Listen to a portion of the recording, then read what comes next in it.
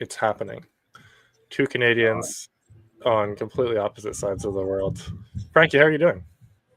It has been an interesting day, as you know, as somebody with too many kids. There's some extreme highs and lows, sometimes in a matter of 5 minutes. So I'm having one of those days where my kids are super cool one moment, a little crazy the next. I'm sure we'll hear mine banging on the door here in a little bit. But yeah, how many kids do you have again? I got 3, so I'm one less than you. So I'm only 75% on the insanity scale. If we're comparing, yeah. No, it's wild. But guys, welcome Frankie to the show. Frankie, awesome to have you. You are an ex-Canadian world traveler, master marketer, digital connoisseur. Tell us a bit about yourself and where you came in the journey. You know, just a short synopsis of your journey to this point in sitting in this chair in front of us here. Yeah, it's funny. Like last, I don't know, like 5-10 years, it's been really cool and trendy to like live an internet lifestyle and work from a laptop and do it from anywhere. Last 3 years, people discovered you can work from home, and it's been kind of blowing up. That's been my life for almost 2 decades now. And I never woke up and said, like, this is what I want to do. Actually, it's a very funny story, but a friend of mine wrote a real estate course, and I was still looking for a job back in those days. And he called me up and he said, hey, I wrote a real estate course and we're going to sell it together on the internet. And I kind of laughed and I was like, I'm like, no, dude, you're going to sell your own course. Like, there's no we. And he said, yeah, but I'm not very good with computers. And I said, well, like, I know how to like fix computers, but I don't know how to like sell stuff on the internet. And he was like, yeah, but you can figure it out. I can't figure it out. And just like that, my internet business was born. I thought about it for 2 days and said, well, you don't have a job. You don't have anything better going on. So did you partner with him? So I partnered with him. And then eventually at some point, somebody came along and offered us way more money than I was making for the site. And I sold it. And I went through a period of not knowing what I was going to do. But we had self-taught ourselves how to rank in the search engine. Like I literally just taught myself SEO in order to What year was this? I might have missed that. What like 2007 or so. Oh, man, it was like the glory days. The internet was just born yesterday. And then what ended up happening is like somebody said, can you do that SEO thing for me? And so I began a journey into this whole marketing agency world. But I wasn't one of those people who woke up and said, I can get rich selling SEO packages. It was more like just trying to figure it out for myself. But as you guys wouldn't be here if you didn't know all the benefits of, which I can tell you, like when Google sends you 100,000 free visitors every month, like it's pretty life-changing. Pretty wild. Yeah. So then where did the journey go from there? Because that was 2007. I know a bit of your journey, I think, in the more recent past. Yeah. So we built like 2 very traditional marketing agencies. One's known as like kind of a white label agency. You guys can think of it as like a subcontractor. So like other people would go get the work and then subcontract it to us. And then and that was for lawyers, right? Yeah, I did one with plastic surgeons, one with lawyers, and then our sort of third iteration is more where we do partnership style kind of deals, and we're still using the same tools and same principles. I haven't like gotten any better at it. I just got better packaging and better ways of employing it. I love it. Law and law is a pretty tough niche to break into. Yeah, I say that to everybody is that they're I know like yeah, it's a competitive industry, but I feel like this is true in any marketplace. Is like anytime you solve a problem in life, it creates a new one. Like you guys can relate to this in business. When you start out, you're working for yourself. You're just trying to get steady work. Yeah. And when you get it, all of a sudden you have a new problem called fulfillment. Like you have to actually deliver on those promises and show up and do the work. And then if you get good at both of those, eventually you have a new problem called like, I got to hire people and like nobody cares as much as I do. And if you get past that, there's a whole new problem called management. And if you get past that, there's a whole new problem called like franchising or multiple locations and things like that. And you can keep going. And so I know that certain industries are competitive, but the biggest reason it feels extra competitive to most people is because they have Me Too offers where they're selling the same thing in the same way to the same people using almost identical messaging. And it's kind of like they're copying everybody else, but that doesn't mean there aren't unmet market needs. And my kind of favorite like story of that is like my hometown, Windsor, Ontario, Canada. It's just really automotive, right? It's right next to Detroit, Michigan. You can hear the gunshots a couple of times a day you're in Canada, so you're safe. You don't get shot, but you hear it. And what ends up happening is like there are just way too many auto body shops because like I assume like some guy goes, hey, I don't want to work for somebody else. I'm going to start my own shop. And then there's like just 10,000 of them too many. But I remember like we actually had an accident. It was a strange whole event. And like my brother had ordered Chinese food. Then him and his wife like had a giant fight. So it was like pretty memorable fight. The Chinese food guy knocks at the door. It's a very awkward exchange because it went from like intense yelling to like, here's your egg rolls. And then 5 minutes later, the same Chinese guy, like food driver guy, like knocked on the door and he's there again. And I was like, am I having deja vu? And he points and he had, I don't know if he was texting and driving or whatever, but he backed up the car into my brother's car. My brother's car rolled into my girlfriend's car. And I remember the tailpipe went right through the hood. And it was because it was a Volkswagen Beetle. As part of the insurance process, we went to 3 auto body shops and thinking there's a million of them. This will be super easy. And they said to us, oh, we don't work on Volkswagen. There's too many specialty parts. I won't even give you a quote. And they all sent us to one place. And I remember when we got there, the guy said he was backed up for a month and a half and said, like basically like, yeah, I'll take you, give this information to the insurance company. They'll get you a rental car in the meantime. And I'll let you guys know when I can fix it. And he can fix it. And I always look at it like no matter how competitive an industry is, there's always an underserved pocket. In this case, it was Volkswagens, but there's always something that is an unmet need. So if you go into the idea that like this marketplace is too competitive, you're going to end up like trying to compete on a Me Too offer and then trying to be cheaper or whatever when you can be different. And like different can be like different for a lot of you guys. It can be like, I'm going to be just the tile guy job, or I'm going to be the guy who brings the bin removal only to commercial properties. But there's always like some underserved pocket. And so it just takes like a little bit of keen eyes to see it, but it's always there. It's like, and this is because like one problem solved in business creates another one. There will never be a point where they're like every need in your marketplace is totally met. The opposite, there'll always be underserved stuff, and very few people even think to go after it because they're too busy trying to like, hey, I can do that thing cheaper than the other guy.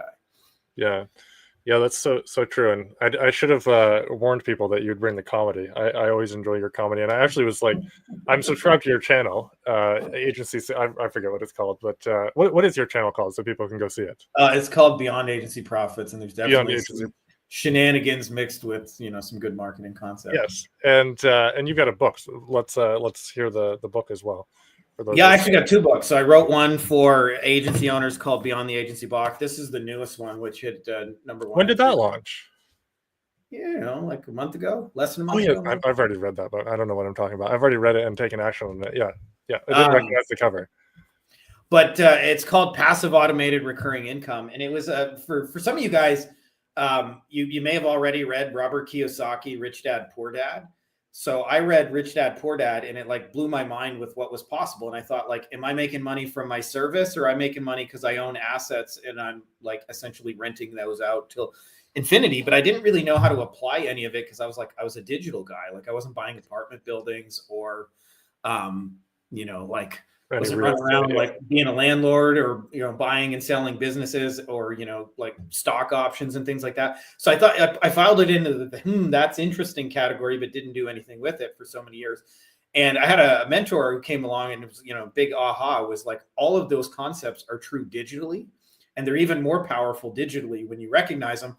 Because unlike the real world, when an apartment building goes in to a place where like they don't keep up and the owners like are slacking, people still know that apartment building is worth money. But in the digital world, like digital downtown Manhattan real estate gets thrown in the garbage every day and twice on Sunday. And often because it's kind of hidden in this digital purgatory, people don't even realize how ultimately valuable it is. And so I think when you realize this, it actually makes it easier to grow a business, because instead of doing what everybody else does, which is try and sell their thing, you find ways to like to get in front of it. I compare it to like back in the day, my first ever job, I sold chocolate bars door to door for the blind. And there's like a whole mixture of like getting rejected, sometimes very harshly, like you woke the fucking baby, you cocksucking motherfucker. Like that happens. Sometimes it's polite. You just randomly said for the blind. What do you mean for the blind? Well, it was like a charity, kind of like semi-legit charity. And so like we help people like to get dogs, but most of the money went to the kids selling chocolate, and like maybe 5% of it went to the blind kids. But it made it easier to say we're raising money for the blind. Yeah. So anyways, but yeah, like, and you would do that for hours and hours and hours and hours. And then once a month, our manager, we would go to the local grocery store. There's a chain in Canada called Zehrs, and we would go to Zehrs and we'd say, hey, is it okay if we sell our chocolate bars outside? And he'd always be like, yeah, go for it, man. And then we would stand out there and every kid would be sold out of chocolate in 10 or 15 minutes. And I realized, like, for a lot of the secret in many ways to growing a business like quantum leaps forward is to recognize where are the grocery stores digitally that have essentially, like, you know, been neglected or whatever. And when you can go and stand in front of the grocery store, you end up, whatever your chocolate, whatever the version of it that you sell, like, you'll sell 1,000 times faster by just recognizing where did they go to buy it already. Like, you know, it'd be the equivalent of, like, if you're selling, I don't know, plumbing services and you stand in front of the plumbing aisle at Home Depot and go, hey, if you don't want to do this yourself, I'm happy to give you a quote right here. Yeah. Like, you're probably going to sell, you know, a fair amount of services right there. Yeah, all the clueless people trying to find the right fitting. I think there's two things I want to touch on here, because, you know, we kind of went into the digital world, real estate there a little bit, but there's also this kind of just clicked for me.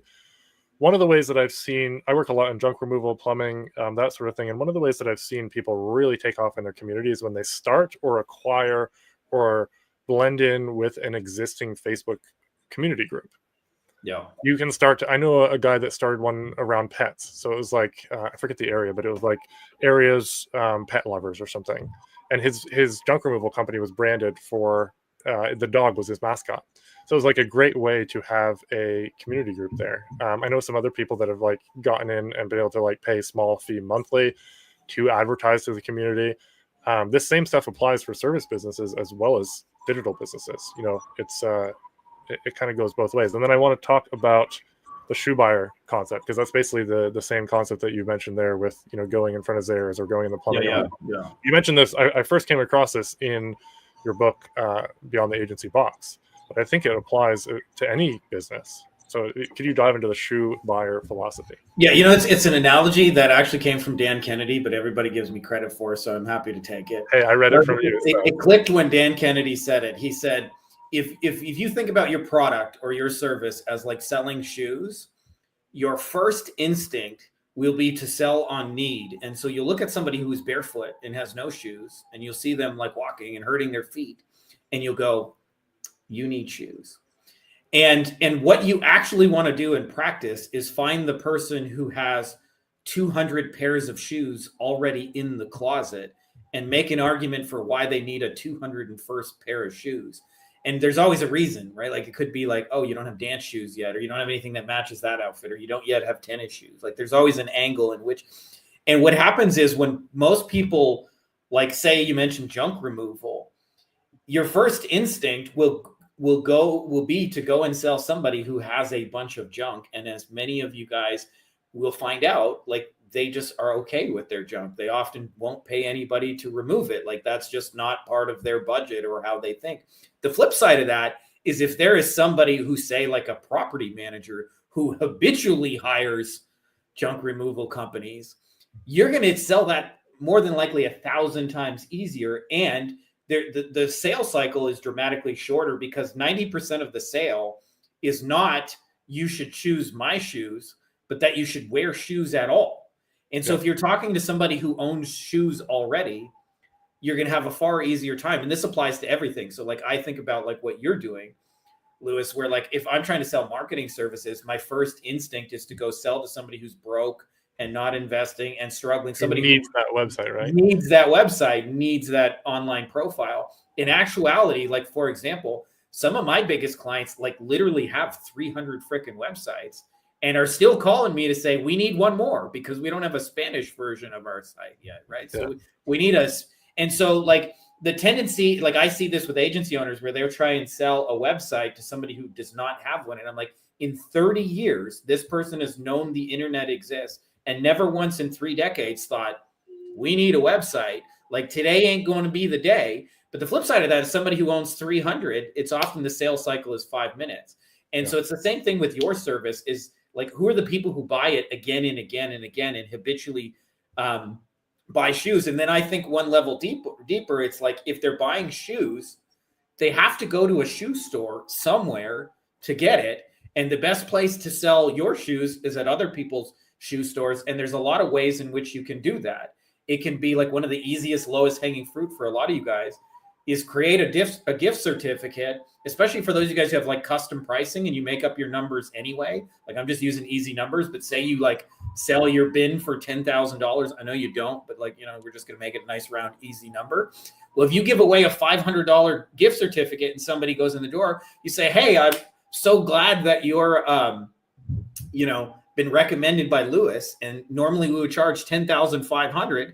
But I'm going to give you extra special VIP pricing because you're coming from Lewis, and we're only going to do it for $10,000. And I'm just going to knock off $500 off of your invoice because we appreciate you so much. Like they will send people to you.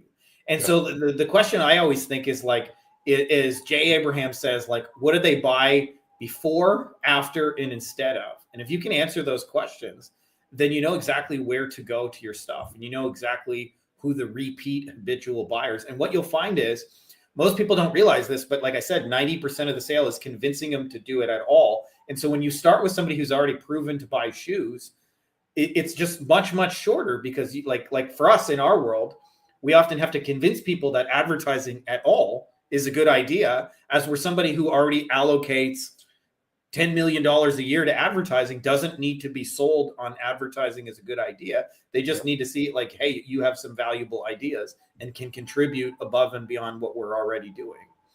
So this kind of applies to everything. It's kind of like an 80-20. It's like asking the question of, and like, for example, you may often just think if you're doing like residential stuff that I'm just looking for homeowners, but I promise you for every 100 homeowners, 80 of them will never hire a junk removal company. So it's like, who are the 20 that habitually buy it and what did they have in common? And thinking one level deeper to like, where did they go get that now? And how can I go collaborate with that person so that I get my stuff in front of people before it happens? And like, Jay Abraham had an awesome story on this is like when you really think kind of strategically like this, often you create partnership deals where you can create whole new revenue streams with nothing for you to fulfill on. So he was talking about like, he got called into Japan and they had the largest driving school like in Japan. And the problem with it, it's like a one-time thing. Like when somebody goes to driving school and then they get their license, they don't come back and say, well, I want to retake the test just for the fun of it. Can I go to driving school one more time? Like it's just not a thing. And so they were kind of like capped revenue and they were saying, how do we get more people? And he asked the question, what did they do before, after, and instead of? And I guess it's a thing in Japan because a lot of like big crowded cities and a small island that it's common for people after they get their license to rent a car, but only for weekends to go do like errands and to go, take a trip. And then they give the car back and don't have to worry about parking and storage and maintenance and all those kind of things. And so what they did is they went to one of those car rental companies and said, hey, we want to make you our recommended partner to help all our people. Is there any way we could work out a deal? And they said, yeah, we're happy to give you a kickback. And so they started recommending it. It was more valuable for their people. And this was the kicker. Okay. It's zero extra work for that. And they made more money renting cars like by 10x than they ever did running a driving school. And they realized that they became a lead generator for a car rental company.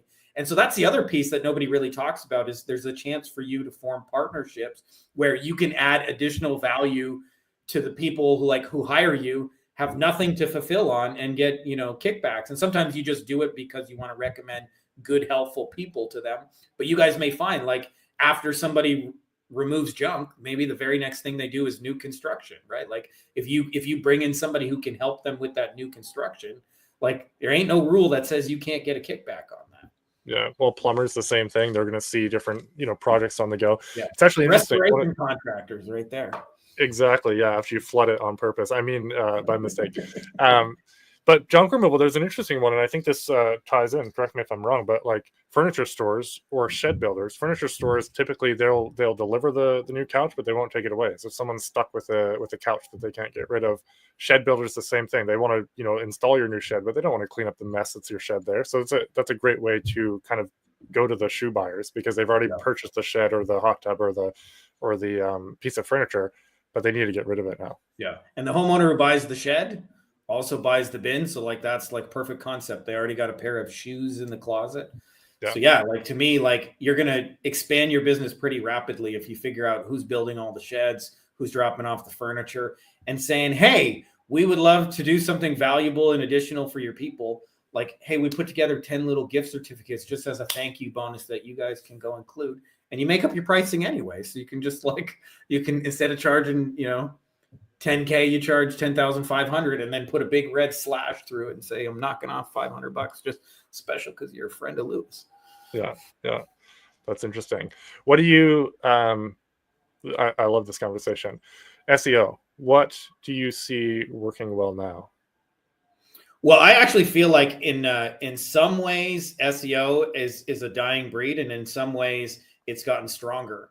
So I'll tell you the dying breed side of it, which doesn't apply to most of you guys listening. That's the good news. Is the information side. I find like now I'm asking AI more and more because it can summarize things for me too, right? Like for example, like I was trying to find a hidden file on Windows, and I would normally like Google it and read through documents, and I was like, ChatGPT, can you just tell me the steps to find this damn file? And it went 1, 2, 3, 4, 5, 6, 7. Okay, and I did all those and didn't have to go to Google. And I see that becoming more and more of a thing. I'll tell you where Google is now, like to me, become more relevant is local things. When I need a restaurant, butcher, candlestick maker, Google's still like my go-to number one. And so I feel like it's in many ways made that even more important for you guys. And I know for a lot of you guys too, like you've hired bad SEO people at some point, not this guy or that guy. Sorry, it's mirrored for me. Not this guy, but like shitty companies along the way. And so there's a tendency, like you can think like, hey, SEO is all scammers. But I'll tell you, I remember the first time for like my first 6 months of doing SEO for other people, most of the phone calls I got were, hey, this report doesn't make any sense to me. It might as well be hieroglyphs. Can you just explain this to me in plain English? And so I remember I had a call from a surgeon, and that was like my clients back in the day, like primarily plastic surgeons, said, can you call me? And I assumed it was just another call about, can you explain this to me? And I remember like the Canadian in me couldn't resist being apologetic. So I said, hey, sorry, his name is Sam, so let's call him Dr. Sam. I said, hey, sorry, Dr. Sam. Like, I know you got a lot of stuff going on. I don't mean to take up your time.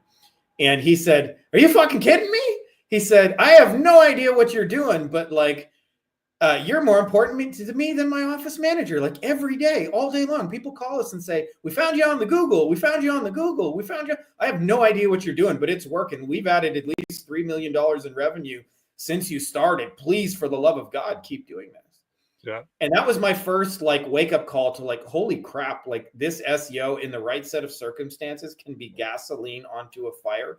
Where I think it fails is when people look at it like a Hail Mary and look at it like, I don't have any reviews. I don't have a good website. We don't really deserve to be number one. Let's try and like get number one in Google and cover up the fact that, we don't really deserve to be there. But the flip side of that is if you're willing to take the time and actually invest in a real website and put out the most and best content in your industry and work at getting Google reviews, I don't think there's anything that can accelerate the number of like leads, the quality of them. I've seen like when people like holistically go after Google, say things like, we tripled our business, and people call us all day long and say, we called you because of Google, and we specifically chose you because of your reviews. And like you can 3-4x a business doing that. And not only that, when you put that infrastructure in place, you are very, very hard to beat for a long, long time because, it's like when nobody wants to talk about it's work. You have to like really build real authority locally and so forth. But when it's done, or when the bulk of it is done, I mean, it's never really finished. But when you get that lead, it's very, very hard for somebody else to come in and take that lead from you. And so to me, it's like it's such a long-term play, and the basics of what Google wants have not changed in 20 years, even though they have an algorithm update every 10 minutes. The major, like, just have the most and best content in your industry, be the most helpful, answer the most questions, talk about the most local stuff, give the most valuable insights on what you do, have the most pictures, have the most videos, things like that. They don't go out of style. And when you have it in place, you have such a huge competitive advantage. So I just say that because I know a lot of you guys like have a sour taste in your mouth about SEO. And like, frankly, I don't blame you, but I'll tell you, when you get it right, like, holy shit, like you'll have a hard time keeping up with the demand it creates for you. Yeah. I love that. Two things there. The one of the last things you said about, it hasn't changed all that much. It's certainly a lot more competitive, but ultimately Google wants the best for the people that are searching because it wants people to stay on it. So if Yeah. you're providing, helpful stuff there. And then I had one other thing, which I forget, but I think it's, stick it out. Oh, the earning your top spot, the Hail Mary thing. If you're not doing the work as well, then SEO isn't fuel on the fire. It's just something that's just going to kind of like try to get you there. But if you're not, worthy of getting the top spot, then, SEO isn't going to save you. Yeah, totally. Frankie, what is the vision board behind? I believe it's a vision board. I think I've asked you this before. What is that behind your head? So it actually started because I was trying to show this to other people. I was like, a common problem that I've been helping people for like, I don't know, a good 5-6 years and had to figure out myself over like the course of almost 20 years is when you sell like something that is expertise driven, it often is very difficult to get another person to understand what you do and why you do it, especially because you're often talking about a subject which like 100 times more than they do. Yeah. So I'm sure you can relate to this, Lewis, trying to explain to people like what SEO is. Your friends ask you, what is it you do again? What is it you do? And like you tell them, and no matter how many times you tell them, they don't get it. And what I ultimately realized is that if you can show people in a picture what is going to happen as an end result of it. So like for me, like a lot of like plastic surgery, people would fill out a form on a website and say, I want to do a booking. I'm interested in coming for a mommy makeover procedure. I don't know if I qualify for this financing, but I have this insurance. Contact me. Like I just take a screenshot of that. That's what our SEO is going to do for you. When it's all said and done, you're going to get people on your website to fill out a form and look like this. And so as I was teaching people, I realized I had like, I don't know, 7 pages worth of goals. Like I'm one of those guys who just had a lot of goals, and they were all broken down by categories. So I had like health goals and obviously like finance and business goals and like family things and like just fun things I wanted to do with my family. And like some of them were just reminders. And I decided to take every single one of those goals. I spent an afternoon doing it and turned every single one into a picture so that for me, when I look at a picture, I remember what I'm working towards like a whole bunch faster. And it's not just like woo woo where I sit under a tree and meditate and all that. Like it's backed by action and stuff like that. Yeah. But I don't know. It made it easier for me. I definitely did have some woo woo stuff just in doing it though. For those of you guys who do vision boards, I actually, I kind of like in my mind made my dream house. And then I hadn't looked at it for like 3-4 years.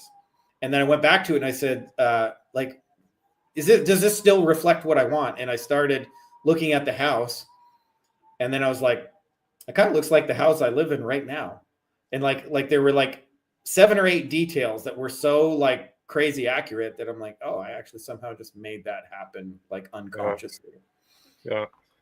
It's interesting because, when we plan a trip, anybody who thinks that this stuff doesn't work, when we plan a trip, you plan it out to the last detail, and you look at pictures, and you look at where you're going, and you look at the map, and then and then you just go on the trip, and it happens exactly the way you decided. And that's if you set a goal, whether it's in marketing or life or business, you're going to get there. Your mind does crazy stuff when you set it towards a goal.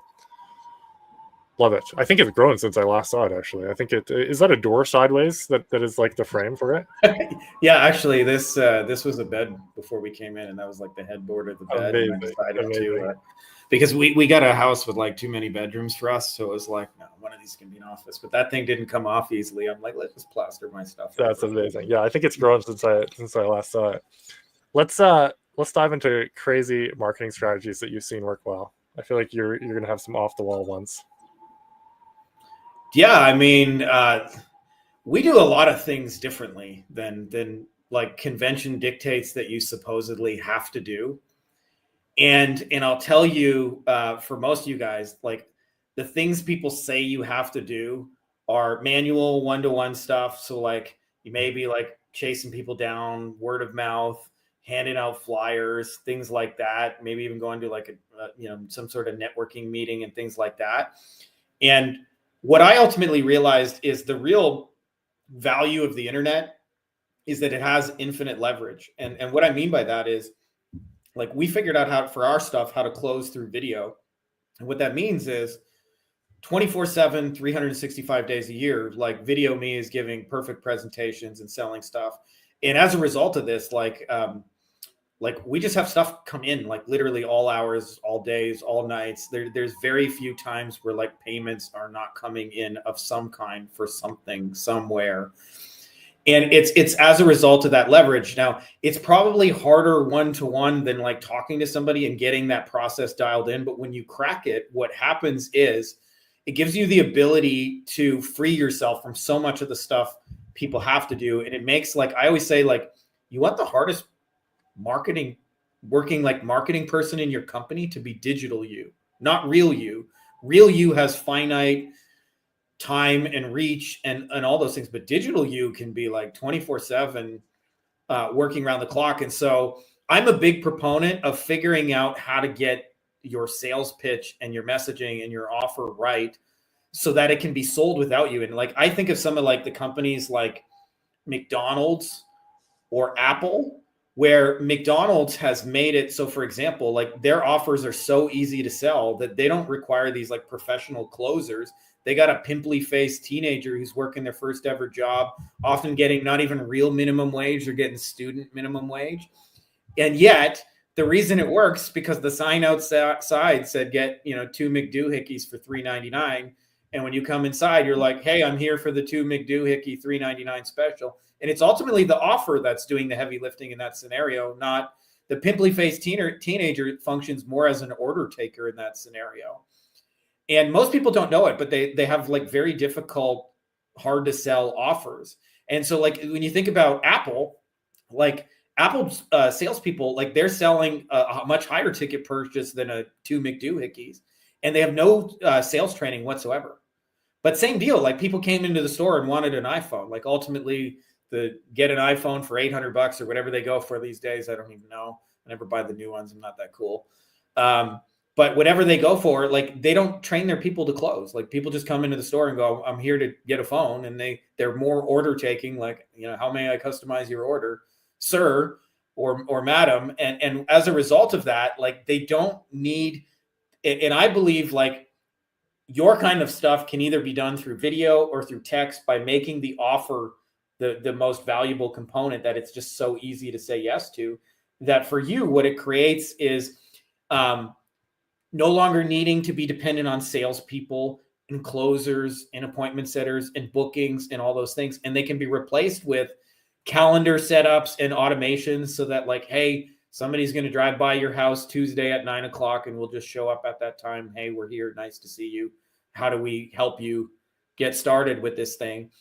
And to me, this is a process that can be carried through. You can also deliver like above and beyond customer service by like one of the things that we're doing is we have an automation, for example, where I have a 3-minute voice note telling that person how much I appreciate them. I never mention their name in it. And yet I'll type a message that says, hey, Lewis, and then attach the 3-minute, hey, we appreciate you so much. And I'm able to deliver like hours and hours and hours of like deep personal customer service. And yet it literally took me 3 seconds to do. And it's automated and done at scale. And the power in that is leverage. And I'll tell you the mental switch that had to occur for me is I somehow realized I wanted my income to come through digital tools and resources I own. So like to me, if you don't look at your website, like for example, as the best salesperson in your entire company, I think you got the wrong idea of what a website is. Like I want my website to be the 24/7, 365, delivering a perfect pitch, giving our best proof, giving our best case study, giving our best examples, showing our best pictures, speaking the person's language, and really focus on like actually getting that right. But the magic of it is when you do that, it's an order taker, right? Like it's way less of a. And so to me, I think that's the thing everybody's sleeping on is like we're even like 30 years into the internet and people are still doing so much manual one-to-one and believe it has to be done that way. And you can do this, by the way, not just selling your stuff. You can do this by creating above and beyond customer experiences, and you can do your hiring this way too. Like if you're interested in working with us, watch this 5-minute video, submit the things we want to know about you, and then you just look at the answers of the ones and only talk to the 3 that you're most interested in talking to. And so you can do this process throughout any business, and it just has like infinite leverage. And now we're at the point now where we're starting to use AI to customize that. So the AI, like for example, can handle variables Like, for example, like say you're talking to somebody and a variable might be, where do you live and how big is your house and how much junk are you throwing out? Right? Well, you can tell the AI, well, if it's a really big job, like usually I charge like this much, and if it's a really small job, I usually charge this much. And the AI can ask them like how big of a job are we talking? You got a picture of the house? Oh, okay. Based on that, here's the answer. And that person got a personalized customer experience, and that happened without you. And so like, I have no idea what the future holds, but the amount of leverage that is available for you to exploit that, by the way, none of your competitors are going to be doing, is like, to me, like crazy off the wall.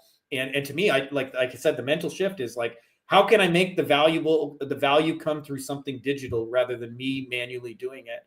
And how can I replicate that digitally? And if you can really think that through, like for example, a one-to-one message where I say, hey, I appreciate you, Lewis. Now I just replace that with Lewis and then attach the 3-minute message. He goes, oh, that's so nice. Frankie was thinking of me. And we're able to replicate that at scale. And you can train like a monkey with a banana to do that for like $2 an hour, because they don't have to think too hard. Like, right, Lewis, attach file, right? Right, Frankie, attach file, right? Like and so to me, why I'm so big on this, because it buys back your life. And I don't think most people started a business. Like if I ask most people, why did you start it? It's not like, so I can have $100 million exit and like fuck off and, you know, do drugs in Jamaica or whatever till the end of time. It's usually just like, I wanted to build a better life for me and my family and have time to spend with them. And how are you going to do that if you're always like manually prospecting and manually hiring and manually delivering great, you know, customer experiences, when digital you can do that and does it better than you and never takes time off, by the way, because the technology is like, you know, precise at delivering it. Love that. I love that you just kept rolling, because my eyes glazed over a little bit, not because I was disinterested, but because I was like planning out some stuff as you were talking. And I was like, I hope he keeps talking, because I'm like figuring this thing out. So I took away some things there too for us. But like, as a home service business, there's no reason that you can't use video to sell. You can't I've been talking about this for over a year and a half now. Like, you should have on every service page a little video about what you do, how you do it. You know, okay, this is a video for realtors. This is how we come in and take care of your clients. This is a video for someone who's got a garage full of stuff. This is what it looks like. If you take your stuff out to the curb, it saves you money. If you do this, you know, if it's in the backyard, this is going to be a little bit extra, so on and so forth. But there's so much power in that. And you do a really good job with that. Can I just add, by the way, on that? People always ask, this is the objection I hear is, my stuff, like my people would never go for that. And just so you guys know, like, I'm not saying you're wrong, but I'm saying you're wrong, because we've sold houses through video. Like, people buy houses from you without seeing the house. Just like, okay, wait. We have I've sold a car. I've not sold cars plural, but I have sold a car entirely through video. We've sold physical stuff like washers and dryers and things like that. We've sold a shit ton of agency services, things like that. We have sold retreats. We have sold masterminds. We have sold coaching. We have sold investments without talking to people. So when people say, and a lot of the variability comes from, for you guys, like the objection I hear in a lot of people's mind is, it depends on ABC factors, like how big the house is, how big the job is. But one of the easiest ways to like weed out people is just to like give them a range. Like, hey, if you got a small thing like this and show them a picture, you just got a little garage and you're looking to do this. Typically that runs $200 to $300. If you got something that's more like this, typically runs there. Anything else that's kind of in the spectrum will be in between. If that makes sense for you, give us a call. And just doing that step alone, you'll probably get less overall phone calls. But man, you won't talk to any more tire kickers in your life, because the tire kickers got weeded out through the video. And then the other thing is, the people who are interested in buying it, instead of a 30-minute conversation where they want to know everything about it, they've already read everything about it. And now they just have hey, it's a detailed conversation. I need it Friday the 17th at 3 p.m. Is there any way you guys can bring that? Yeah, we can do it Friday the 17th at 3 p.m. No problem. What's your address again?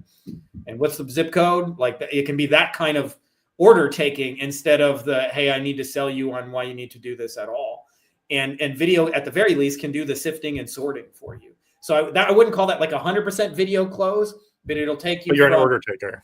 You're an order taker, and it'll get much shorter. There'll be less than 5-minute conversations where you're just, you know, finalizing details instead of like, and I've seen this in industry across industry, where people fear that if I just put my prices, everybody's going to undercut me and blah, blah, blah.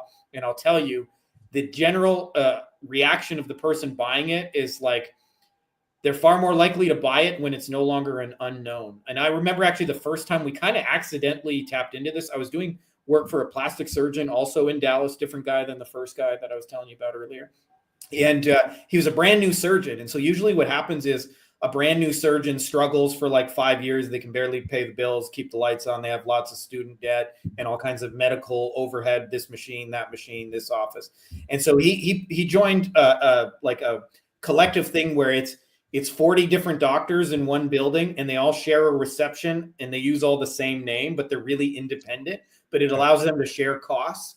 And so he was in one of those scenarios. And the reason I say that detail is because he was the busiest guy in there and nobody could explain why why is the new guy who's supposed to be struggling doing like 10 times as much business? And at the idea, we had an idea for an ad. Now, this is more common now. But the conventional wisdom in the plastic surgery world was you do not list your prices on your website. It only cheapens what you're doing. And people can't understand it without context anyway. And we ran an ad that said $3,900 breast augmentation, no hidden fees. Click here to see before and after pictures. That was kind of the gist of it. And I remember the exact numbers because it's still the best converting ad I've ever written. I don't think I'll ever top it. Maybe I'll get lucky and find another unicorn. But we something like typical Google click-through rate in those days was like 1 to 3%, and we were getting something like 13%. So it was like 13 times higher than normal because our click-through rate was so high. The ads were cheap, so we were spending like $1.25 a click, even though those were like $10 a click keywords back in those days. Wow. For every 2 people, every 4 people that filled out the website, 2 of them actually took the time, filled out the form and said, I'm interested. And one of them actually went through with the procedure, which meant we were acquiring $3,900 sales for $5 a piece. Like, do the math on that. You can do a lot of scaling for $5 a piece. And the only change from that, and every other ad we ran before it, is we were just the only ones who were upfront about the pricing. And so I would say that that was my first aha, that conventional wisdom, don't put your price. Nobody understands it anyway. And just being more clear about this is what you get for it. This is what's included. This is what's not included. And just being real with people, especially the ones who are actually serious about buying it, they appreciate it. And the ones they're going to buy it anyway. And if they know right away, then they have that clarity. They make the decision when they're wanting to buy. Exactly. So I think the biggest reason is that most people don't know how to present price, which is the bigger issue. And the way to present price, the way I say it is if I told you, hey, Lewis, I got a car for sale. It's $5,000. The price is the least important detail. The most important detail is what kind of car do I get for $5,000, right? It's a very different deal if I say, hey, I got a 1978 used Hyundai. It doesn't run, engine's shot, rusted doors. You got to put $10,000 worth of work in it. You better run. But if I say, hey, I just found out my wife's been having an affair. I'm selling her brand new Porsche 911 Turbo, just a Spider. I'm giving it away for $5,000. This is the title. It'll be yours. Everything will be real, legal, and legit. I want to see the look on her face when she knows I sold her car. Get your ass down here. You better sprint. If that's legit, you better sprint your ass over there and get that. So to me, it's not the price. It's contextualizing it with what you're going to get and what the value is to them. And for you guys, it's just showing them comparing and contrasting, if you're going to get a bin, all the things they don't have to do. You're going to drop it off in their lawn. You're going to pick it up. For that, you're going to get this. We'll fill it up. We'll take it to the dump. You don't need to worry about this. You don't need to worry about that, right? All of those details are what make it worth the price. And so there is an art to presenting price. I wouldn't just say $3,900, but $3,900. And for that, you will get, and then just be clear about what they're going to get. And you'd be amazed that people we've been trying not to tell the price to are thank God I called you guys because you guys had upfront pricing. And a lot of people don't know, by the way, it terrifies them. I used to realize when our breast augmentation ads worked, there were a lot of people who didn't call a plastic surgeon because in their mind, they don't know whether they're signing up for a $4,000 thing or a $40,000 thing. Yep. And how hard of a pitch it's going to be. And that alone, that uncertainty stops them from calling you. And they're like, oh, it's only $3,900? That's crazy. I'm going to go for it. $3,900 for hidden fees. I'm in. Oh, you guys finance it too? All right. Where do I sign up? Yeah. All right. We skimmed over the house. how do you sell a house with video? So I should say we're not selling like mainstream retail houses. We're selling like fix and flip kind of properties. So for the last, I don't know, 12 months or so, maybe a little longer than that, dear friend of mine named Matt Larson, he has a thing where he's done where he helps virtual assistants to buy and sell real estate, and you do the whole cool. like kind of run the business. And so that was kind of like I had a chance to work with him, and so like for me, I already had virtual assistants, so it was pretty easy, short learning curve. But what ends up happening is we have a person who's local. We only bid on houses that are empty because it's just a lot easier logistically because I'm remote. I'm not even physically in the location. And then I have a lady, her name's Rebecca, for $50. She drives out to the property. She takes a bunch of pictures and videos and things like that. Now, what most people do when trying to sell like a retail house is they do this overproduced, at Yorkshire Estates, you will experience luxury and comfort. And it's just bullshit upon bullshit. And we're dealing with, in our stuff, we're dealing with investors who are buying this as a fix and flip. So the information. So they already know it's crap. So they know it's crap, but they're only looking for two things. Thing number one, what's the price? And like, how much am I going to get it under what it's worth? And two, like, what's the extent of the work I got to do? So what we do, and these are not like polished sales videos at all. It's probably more correct to say videos rather than single video. But we take like 10, 12 videos of like literally this is under the counter. There's a mold issue. This is like, you got to see over here behind this wall. I don't know if that's a foundation issue. You're going to have to dig in there. And they go through and they make all this checklist. And then when an investor is interested, we give them a spreadsheet of this is the house. These are the comparable sales. This is what it's worth. This is what it's going to be valued. This is if you get it at this price, this is what you can make. This is the amount of work. Here's the videos detailing the work. And you'll have people, sometimes they say, hey, I want to just do one last walkthrough. And, can you arrange for that? And sometimes we do that. But often they'll just go, all right, I'll give you 157 for it. And you go, okay, sold. There you go. I'm happy. Okay. I'll make 15 grand. Nice knowing you. I'm out kind of thing. Right. And, pay $50 for Rebecca and you're good to go. But it's the level of detail. And we're also like not misrepresenting it. That's the key, right? It's not like we're trying to make a marketing high polished video, the opposite. And I can actually remember like another example of this. So we moved, I used to live in Germany. Like I kind of laptop lifestyle, could live anywhere. And then we moved to Mexico during the COVID madness and like all the crazy rules were just too much for me in Germany. And I remember we had to downsize a lot because you can't like take your entire life's worth of stuff on a plane. Like it doesn't generally work that way. I remember we had to sell a washer and dryer. And it was interesting because my wife sold it through video and we had so much stuff to get rid of and we didn't have time to do it all. And she had to create the ads because she's a native German speaker. And I'm just like, I sound like a dumb, like unpracticed German, which is what I am, right? I can speak a little German, but it's rough around the edges. Let's say that. And so she went on like basically like a Craigslist equivalent, like an online classified site. They use eBay for that. It's way more common in Europe.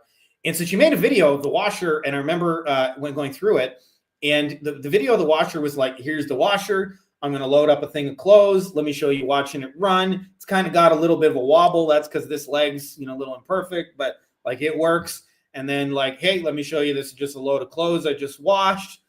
We've had it for a year. This is how much usage we've got out of it. This is the dryer here. Let me show you the dryer. And I remember wondering if that would work. And she talked about like all the details as well, like the price, when you could pick it up, how you could pick it up, what you would need to pick it up if you want to get it. And we had 30 people in the first 30 minutes say, I'm interested, I'm interested, I'm interested, I'm interested. And 2 or 3 of them said, can I just pay you for it? And one of them just like, here you go, send us the money. And they just like, they just came and picked it up. I didn't even see them. They were like, hey, I'll be there on Tuesday. Can you just make sure the door's open? They just, kind of like casually walked in the side, picked it up, loaded up. Thanks for the washer and dryer. That was like, holy crap, you can sell a washer and dryer. And again, like it's not an overly polished, look how great we are down in Yorkshire Estates. You will enjoy beautiful sightly views. It was the opposite of that. It's just like, here's the house. Here's what you're going to get for it.